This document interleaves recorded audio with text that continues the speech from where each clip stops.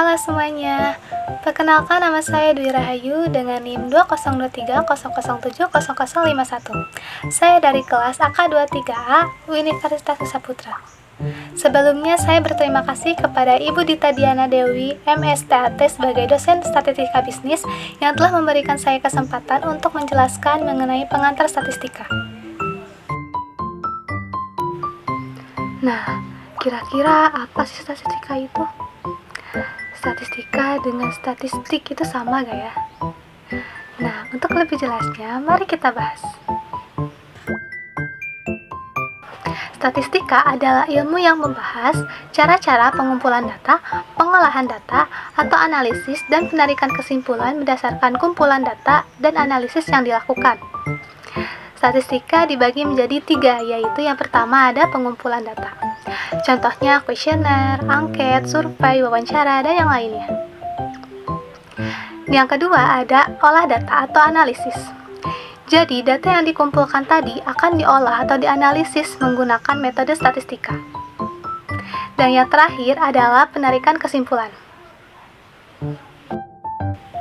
Sedangkan statistik adalah catatan angka-angka atau bilangan yang dikumpulkan, ditabulasi, digolongkan sehingga dapat memberikan informasi yang berarti mengenai masalah atau gejala.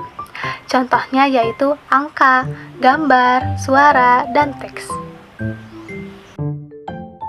Statistika dibagi menjadi 2 jenis, yaitu yang pertama ada deskriptif statistik yang meliputi yaitu mengumpulkan, mengorganisir, meringkas, menyajikan, dan menganalisis.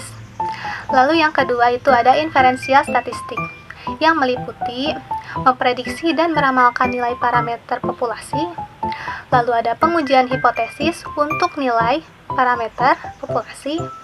Dan yang ketiga yaitu membuat kesimpulan. Ada 2 jenis data, yaitu yang pertama ada kualitatif kategorikal atau nominal, contohnya seperti warna, gender, suku bangsa, dan yang lainnya.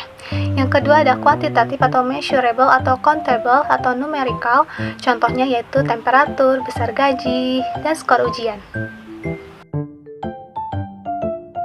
Lalu, ada 4 macam skala pengukuran. Yang pertama ada skala nominal, yaitu pengkategorian atau simbol atau label.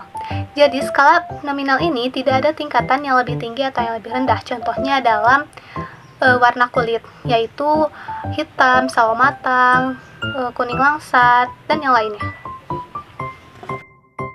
Kedua, ada skala ordinal. Skala ordinal biasanya memiliki tingkatan, contohnya sangat baik, baik, cukup baik, tidak baik, dan sangat tidak baik. Ketiga, ada skala interval, yang biasanya memiliki jarak yang sama dan nilai 0 tidak mutlak. Contohnya suhu 0 derajat, 20 derajat, dan yang lainnya. Dan yang keempat ada skala rasio. Mirip dengan skala interval, hanya saja nilai nolnya mutlak. Contohnya dalam berat badan. Jadi dalam berat badan tidak ada yang 0 kg. Lalu ada sampel dan populasi. Populasi adalah suatu set seluruh pengukuran dari karakteristik yang diteliti. Sedangkan sampel adalah bagian dari pengukuran yang dipilih dari populasinya. Lalu ada lagi sensus. Sensus adalah pengamatan terhadap seluruh objek penelitian dalam populasinya. Nah, apa sih manfaat statistika dalam prodi akuntansi? Tentunya statistika sangat penting untuk prodi akuntansi.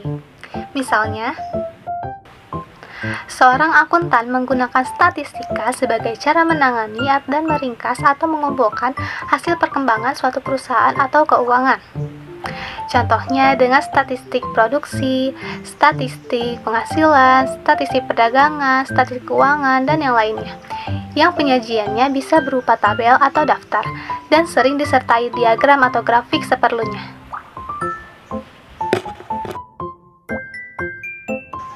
Berbagai keputusan yang diambil oleh seorang akuntan seperti kondisi keuangan, likuiditas, dan persediaan didasarkan pada analisis rasio keuangan.